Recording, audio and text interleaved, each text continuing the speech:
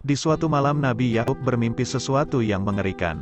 Di mana ada seorang anak yang sedang dikejar oleh segerombolan serigala, lalu dijatuhkan ke sebuah jurang. Para serigala itu juga akan memangsa si anak, yang Yakub lihat seusia Yusuf. Namun dia tidak melihat jelas wajah anak itu.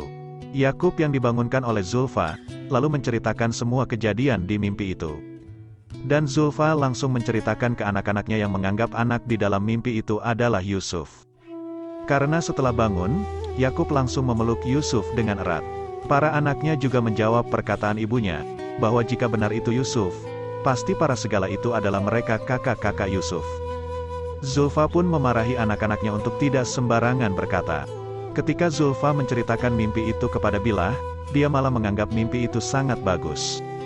Karena Yusuf akan diserang segerombolan serigala, dan itulah yang memang seharusnya anak-anak mereka lakukan kepada Yusuf. Cerita mimpi itu langsung menyebar kepada saudara-saudara Yusuf, yang membuat mereka semakin iri kepada Yusuf. Karena dalam mimpi pun ayah mereka selalu melihat Yusuf. Tapi lagi-lagi Lavi selalu berbeda pendapat dengan anak-anak yang lain. Dia berpikir jika Yusuf mendapatkan kasih sayang yang lebih, karena dia tidak lagi mempunyai ibu, sedangkan mereka masih punya semua.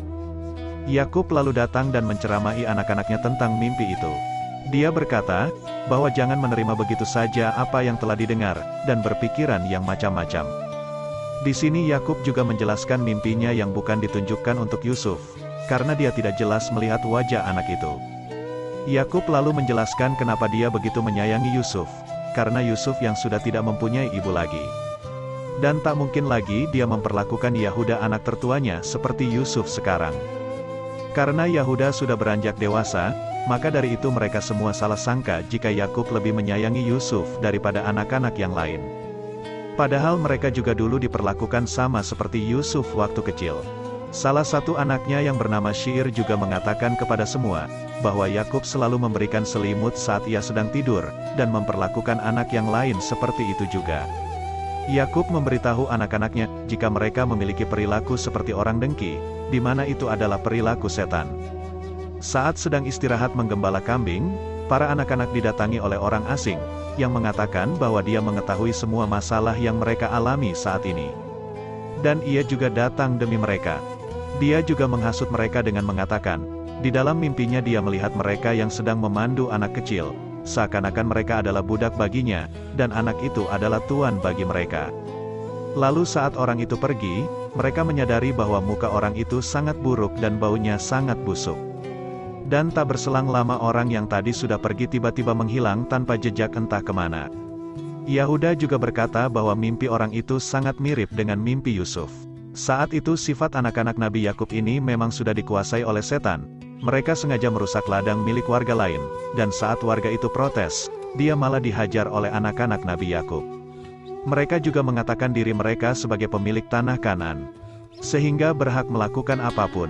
Yakub pun langsung memarahi anak-anaknya itu, dan meminta maaf kepada salah satu warga yang menjadi korban. Lalu akan mengganti kerusakan kebunnya. Malam harinya Nabi Yakub yang sedang bermunajat kepada Allah, melihat Yusuf yang sedang bermimpi.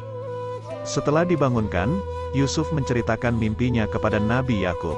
Dia mengatakan bahwa ketika dia sedang di tengah padang gurun, turun sebuah cahaya dan singgasana yang lalu diduduki oleh Yusuf.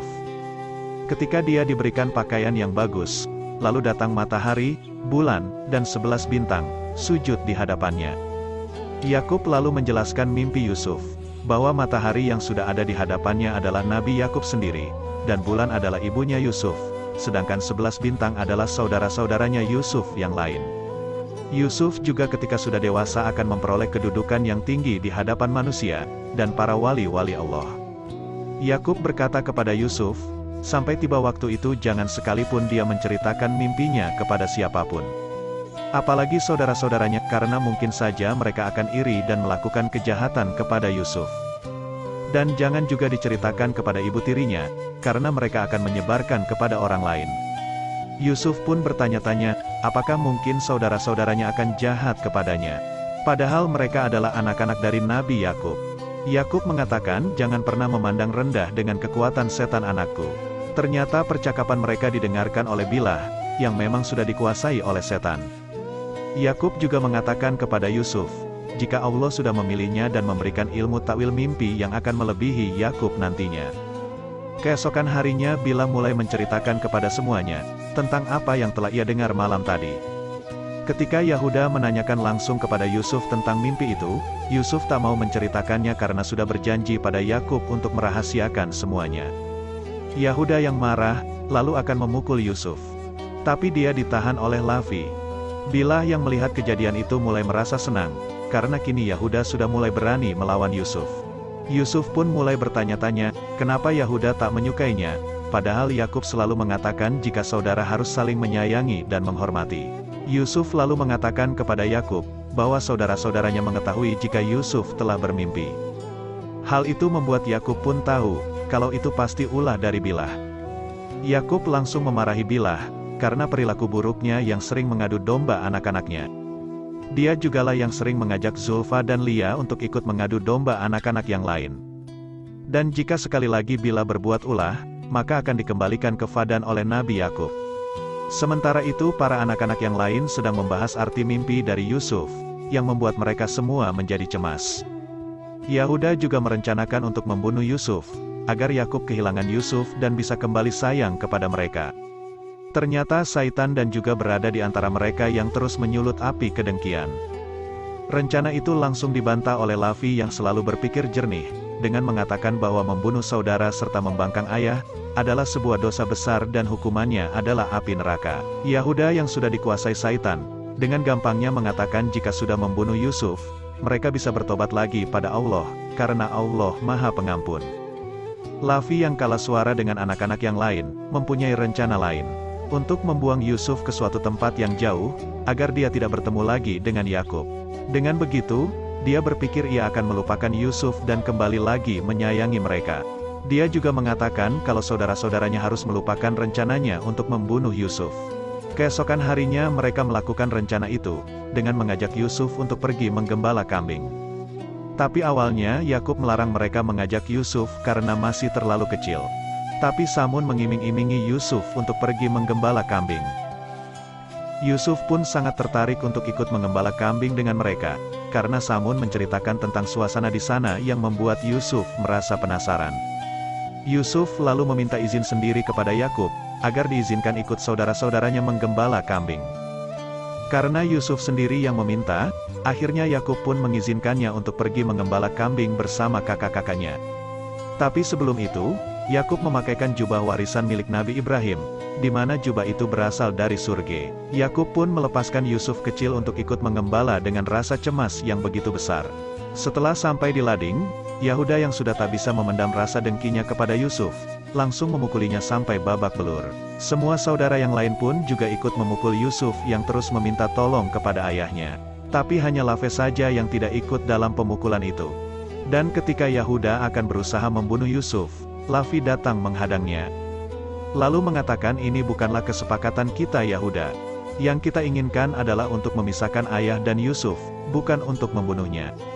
Lalu mereka semua bingung akan membuang kemana Yusuf, agar bisa jauh dengan Nabi Yakub. Tak berselang lama mereka melihat sebuah sumur, dan berpikir jika Yusuf akan dibuang ke sana, berharap ditemukan oleh pedagang yang mengambil air di sumur itu.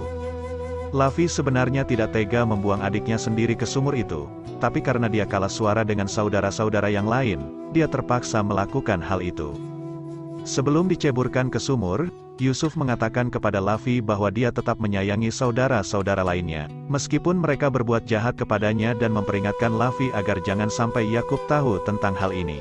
Karena jika seorang nabi marah dan mengutuk, maka binasalah mereka semua.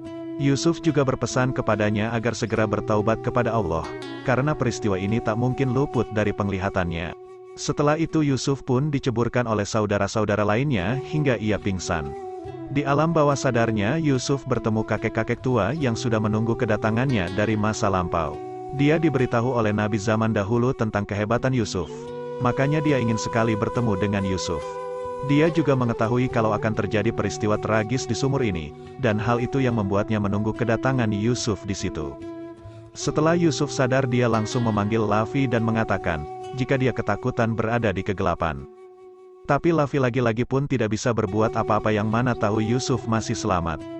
Yahuda lalu menyuruh semua adik-adiknya untuk pergi dari sana, berharap Yusuf akan mati kelaparan di dalam sumur.